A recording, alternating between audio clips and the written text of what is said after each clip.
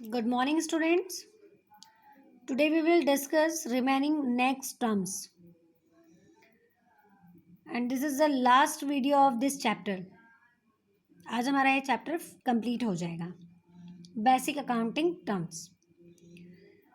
So next term is credit and after debit.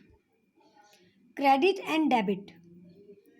ये दो main important term है account की, क्योंकि आपने कई बार इसको अपने डेली रूटीन में डेबिट और क्रेडिट को सुना होगा. Credit is the right side of an account.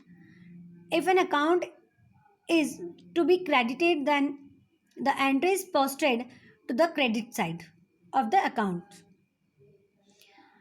Credit जो है वो राइट साइड में होता है अकाउंट के. जो भी अकाउंट हम क्रिएट करते हैं उसमें राइट साइड में क्रेडिट होता है, और जो क्रेडिटेड होती है वो पोस्टेड होता है क्रेडिट साइड में. In such an event it is said that the account is credited. और जब हम ये होता है, जब एंट्री क्रेडिट में पास होती है तो हम उसको बोलते हैं क्रेडिटेड. ठीक है. Next, debit. An account has two parts, debit and credit. The left side is the debit. जैसा भी हमने ऊपर पढ़ा कि क्रेडिट राइट साइड में क्या होता है, credit. Just opposite the left side is the debit side. While the right side is the credit side, an account is to be debited. Then the entry is posted to the debit side of the account. जब right side में कोई entry होती है और हम उसको जब debit में एंट्री करते हैं तो वो डेबिटेड होती है, और पोस्टेड कहाँ होती है, वो डेबिट साइड. क्लियर. अब ये आपको डेबिट और क्रेडिट तब अच्छे से समझ में आएगा जब हम अकाउंट क्रिएट करके उसको दिखाएंगे. जैसे देखो, मैं अकाउंट बनाती हूँ. जैसे कि आपका जो एक कॉपी है, जनरली हम लोग जब अकाउंट बनाने के लिए बोलते हैं ना, तो बच्चों को यदि उसका मिड एग्जैक्टली पता नहीं होता है ना, तो ये जो हमारा रेड लाइन होता है मार्जिन, इसको छोड़ के हम पेज को ऐसा टर्न करने के लिए बोलते हैं, ताकि आपको यदि स्केल से भी आप उसको ड्रॉ करेंगे तो इजीली हाफ ऑफ पार्ट हो जाएगा. क्योंकि डेबिट और क्रेडिट टू साइड होते हैं, है ना. तो जब टू साइड हो जाते हैं तो हम इस तरह से अकाउंट जो है वो बनाते हैं. अकाउंट जब हम बनाते हैं तो one line in the middle and this is the left side and this is the right side. ये जो राइट साइड है ये क्रेडिट है, और ये जो लेफ्ट साइड है ये डेबिट है. इन शॉर्ट हम इसको ऐसे लिखते हैं, डेबिट एंड क्रेडिट. और जो अकाउंट होता है उसका नेम यहाँ आता है. जो भी अकाउंट होता है, सपोज कैश अकाउंट, जो भी अकाउंट बना रहे हैं आप, तो अकाउंट इस तरह से क्रिएट होता है ना. तो लेफ्ट साइड में डेबिट होता है और राइट साइड में क्रेडिट होता है. और जब हम अकाउंट क्रिएट करते हैं तो इनको इस तरह से शॉर्टली लिखते हैं, डेबिट और क्रेडिट. ठीक है. अब इसको बहुत ज़्यादा डिटेल में क्रेडिट और डेबिट आपको समझ में आया ना, अकाउंट में हम किस साइड लिखते हैं. बहुत ज़्यादा डिटेल में आपको तभी समझ में आएगा जब हम न्यूमेरिकल करेंगे. बहुत ज़्यादा लोड नहीं देना, अभी जितना अभी समझाया उतना ही करना है. धीरे धीरे वन बाय वन आपको हर चीज़ अच्छे से समझ में आने लगेगी. आप सोचेंगे कि आज ही फर्स्ट डे ही मुझे सब कुछ समझ में आ जाए, तो नहीं होगा. This is new subject. Commerce आपके लिए नया है, तो उसको थोड़ा सा टाइम दीजिए आप लोग, है ना.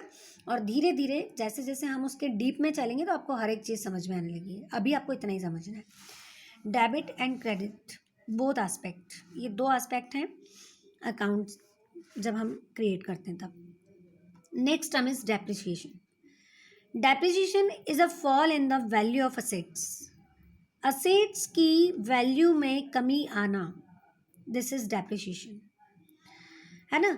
बिकॉज ऑफ यूजेस और विथ इफ्लक्स ऑफ टाइम और ऑब्सोलेंस और एक्सीडेंट. मीन्स समय के साथ साथ या फिर अप्रचलन की वजह से जो कमी आती है किसमें, असेट्स में.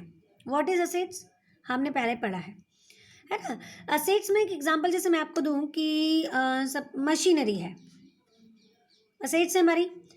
अब मशीनरी हमारी जो फैक्ट्री में लगी है वो काफ़ी समय हो गया चलते चलते चलते चलते, तो उसमें उसकी वैल्यू में कमी आएगी, उसमें जो घिसारा होगा वो जो घिसेगी और उसकी जो वैल्यू में कमी आएगी, दिस इज डेप्रिसिएशन, है ना। जैसे मैंने आपको स्कूल का एग्जांपल फर्नीचर का दिया था, तो फर्नीचर जब न्यू लाते हैं तब न्यू एकदम बिल्कुल फ्रेश रहता है, लेकिन धीरे धीरे जब हम उसको यूज़ करते हैं 1 साल 2 साल 3 साल 4 साल, तो उसकी वैल्यू में कमी आती ना। जितने का हम उसको लाए थे उतने की रहेगी क्या वो? उसको यूज़ करते जाएंगे तो उसकी जो वैल्यू है उसमें गिरावट आएगी, है ना, फॉल होगा। तो वो जो असेट्स की जो वैल्यू असेट्स जो है उसमें जो फॉल होता है, असेट्स जो कम होती है और वो जो कमी आती है उसको कहते हैं डेप्रिसिएशन। जो घिसारा होता है, मतलब घिसती है ना कोई भी चीज़, जब हम यूज़ करते हैं तो उसको क्या होती है, वो घिसती है डे बाय डे, है ना। तो जो कमी आती है उसको कहते हैं depreciation. Depreciation is a fall in the value of assets, ठीक है।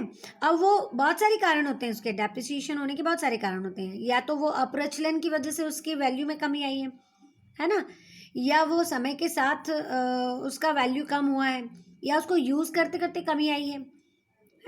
डेप्रिसिएशन एक चैप्टर है आपके पास 11th क्लास में, उसके न्यूमेरिकल भी हैं।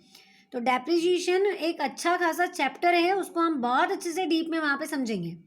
अभी सिर्फ आपको इतना समझना ज़रूरी है कि depreciation is a fall in the value of assets. Assets की जो वैल्यू में कमी आती है वो होता है डेप्रिसिएशन, ठीक है।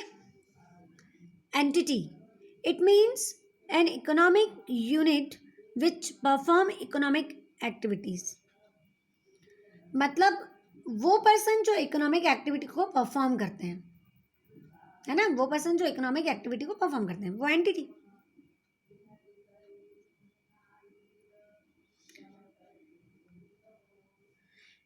Entry, a transaction, an event when recorded in the books of account is known as an entry. A transaction, an event when recorded in the books of accounts. Books of accounts में जो transaction record किए जाते हैं, जब हम उसको record करते हैं तो उसको एंट्री के रूप में रिकॉर्ड करते हैं। हम क्या बोलते हैं, एंट्री कर ली। अब ये एंट्री क्या है, ये एंट्री भी आपके लिए एक बहुत इम्पॉर्टेंट टॉपिक है जिसको जनरल एंट्री कहते हैं। और जब आप रिकॉर्ड करते हो किसी चीज़ को तो उसको एंट्री के रूप में रिकॉर्ड करते हो बुक्स ऑफ अकाउंट में। तो ये एंट्री भी हम डिटेल में पढ़ेंगे। अभी आपको इतना समझना है, a transaction and event when recorded in the books of account. जब हम ट्रांजेक्शन्स को या इवेंट को रिकॉर्ड करते हैं बुक्स ऑफ अकाउंट में, उसे कहते हैं is known as an entry, उसको हम एंट्री कहते हैं, ठीक है। Insolvent, insolvent is a person or enterprise which is not in a position to pay its debts. Insolvent वो पर्सन जो which is not in a position to pay, enterprise का वो पर्सन, और पर्सन और इंटरप्राइज मतलब या तो कोई पर्सन या कोई बिजनेस जो इस कंडीशन में नहीं है कि उसके डेप्ट को वो चुका पाए, मतलब उसकी जो उधारी है उसको वो पे कर पाए। उस डेप्ट मीन्स डेप्ट डेटर से रिलेटेड है वर्ड, ध्यान करो आप। डेप्ट मीन्स कि जो उसकी उधारी है, जो उसको चुकाना था पेमेंट, वो अब चुका नहीं सकता, वो उसको चुकाने की कंडीशन में नहीं है, तो वो पर्सन हो जाता है इंसॉल्वेंट। पर्सन या इंटरप्राइजेस दोनों। कई बार बिजनेस भी ऐसी कंडीशन में आ जाता है, दिवालिया हो जाता है, सुना है आपने, दिवालिया हो जाता है मीन्स वो अपने आप को दिवालिया घोषित करा लेता है। दैट मीन्स कि वो आप कुछ भी पे करने की कंडीशन में नहीं है, तो उसे कहते हैं insolvent. Solvent, just opposite, solvent is a person और enterprises which is in position to pay its डेप्ट। सॉल्वेंट वो पर्सन, वो इंटरप्राइज जो इस कंडीशन में कि सारे डेप्ट्स वो इस पोजीशन में कि वो सारे डेप्ट्स वो चुका सकता है, वो होते हैं सॉल्वेंट, ठीक है।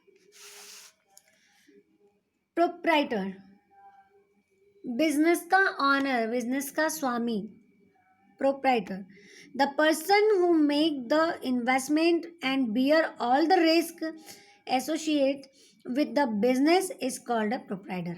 वो पर्सन जो इन्वेस्टमेंट करते हैं, बियर ऑल द रिस्क, और जो सारी रिस्क को बियर करते हैं किसमें, बिजनेस में, वो होते हैं प्रोप्राइटर्स, मतलब बिजनेस का स्वामी।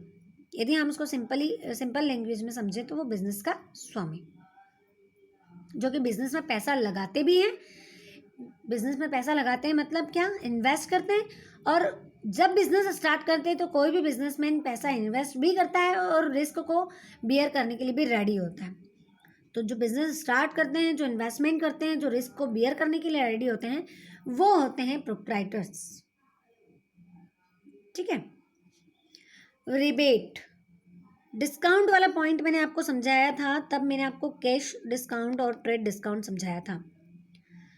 रिबेट ये उससे मिलता जुलता ही है, बट ये थोड़ा सा अलग है, इसको समझिए।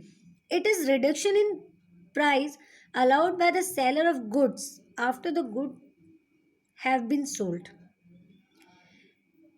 मतलब कि बिकने के बाद जो सामान के प्राइस में कमी आई है, सेलिंग के बाद जो प्राइस में कमी आई है, जो रिडक्शन हुआ है, वो होती है rebate.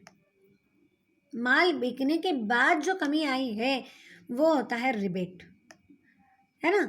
It is allowed for the reason other than for which trade discount and cash discount are allowed. मतलब कैश और ट्रेड डिस्काउंट से ये अलग है। For example, discount allowed because of poor quality of goods. ये उस condition में भी होता है जब हमारे पास गुड्स की पुअर क्वालिटी होती है, तब हम उसको रिबेट देते हैं। क्या हुआ कि सपोज किसी शॉप पे आप गए और ड्रेस आपने पसंद किया, और जब आपने उसको चेक किया और आपने उसको परचेज कर लिया और उसको बोला कि भैया यहाँ पर तो ये डिफेक्ट है, तब वो शॉपकीपर क्या कहते हैं कि ठीक है, इसका इतना आप कम दे देना। तो वो होती है रिबेट, है ना। तो रिबेट जो है वो बिकने के बाद जो सामान की प्राइस में कमी आई है, दैट इज रिबेट। और other than for which trade discount and cash discount are allowed, या फिर कोई पुअर क्वालिटी गुड्स है तो हमें, ठीक है। लास्ट, फाइनेंशियल स्टेटमेंट और फाइनल अकाउंट्स, जो कि आपकी बुक में आप एट द एंड 18-19 चैप्टर में पूरा चैप्टर, 2 चैप्टर हैं आपको फाइनेंशियल स्टेटमेंट और फाइनल अकाउंट्स के, और बहुत इंपॉर्टेंट चैप्टर हैं वो। जब आप उसको पढ़ेंगे तब बिल्कुल सब कुछ बुक का कंप्लीटली आपको समझ में आ चुका होगा, तब आपको फाइनल अकाउंट्स बनाना रहेगा, क्योंकि फाइनल अकाउंट्स फाइनली लास्ट में ही बनता है। तो आपको सब कुछ समझने के बाद उसको फाइनल अकाउंट को बनाना है। तो होते क्या है फाइनल अकाउंट, जो हमारी फाइनेंशियल पोजीशन को शो करते हैं, है ना। They are trading account, profit and loss accounts and balance sheet prepare at the end of accounting process. ये अकाउंटिंग प्रोसेस का वो पार्ट है। What is accounting process? Accounting process में अभी आपको फर्स्ट चैप्टर में अब जो पढ़ाने वाली हूँ उसमें सबसे पहले अकाउंटिंग प्रोसेस ही पढ़ाने वाली हूँ मैं, क्योंकि आप पढ़ रहे हैं अकाउंट, तो अकाउंटिंग का प्रोसेस क्या होता है ये आपको पता होना चाहिए। तो इस प्रोसेस की सबसे एंड वाली जो प्रोसेस है वो है फाइनल अकाउंट प्रिपेयर करने की, है ना। जो हम एट द एंड अपनी बुक के लास्ट चैप्टर्स में 2 चैप्टर्स हैं आपके इसके और इम्पॉर्टेंट चैप्टर हैं, तो वहाँ हम पढ़ेंगे और वहाँ हम ये ट्रेडिंग अकाउंट और प्रॉफिट एंड लॉस अकाउंट और बैलेंस शीट वहाँ पर क्रिएट करेंगे। और ये प्रिपेयर होता है eight the end of accounting, है ना। अकाउंटिंग प्रोसेस में भी ये एंड में प्रिपेयर होता है और ये अकाउंटिंग ईयर के भी एंड में प्रिपेयर होती है फाइनल अकाउंट, ठीक है। थ्योरी आप अच्छे से पढ़िए बेटा। जो बेसिक टर्म्स आपको मैंने कहा था स्टार्टिंग वाले वीडियो में भी कि बेसिक टर्म्स, दैट मीन्स कि आपकी अकाउंट की ABCD, यदि आपको अच्छे से आ गई, ये टर्म्स अच्छे से क्लियर हो गए, तो आपको अकाउंट में कोई प्रॉब्लम नहीं आने वाला है आगे ज़्यादा। थोड़ा बहुत तो चलेगा, अभी आप इससे फैमिलियर हुए नहीं, आपको थोड़ा टाइम लगेगा, इसको थोड़ा टाइम दो, थोड़ा पढ़िए, इसको बार बार पढ़िए, अगेन एंड अगेन पढ़िए। और कुछ टर्म्स ऐसी हैं जो न्यूमेरिकल के साथ साथ और अच्छे से क्लियर होती चली जाएंगी, इसलिए ज़्यादा लोड भी मत लीजिए, जितना होता है उतना करिए। और पढ़ना ज़रूर है, लेकिन पढ़ना ज़रूरी है, ओके, बिना पढ़े नहीं छोड़ना है, ठीक। तो बेसिक अकाउंटिंग टर्म्स चैप्टर हमारा यहाँ पे आज कंप्लीट हो गया है और अब हम नेक्स्ट जो है चैप्टर फर्स्ट स्टार्ट करेंगे अकाउंटिंग प्रोसेस के साथ। ओके बेटा, हैव ए गुड डे।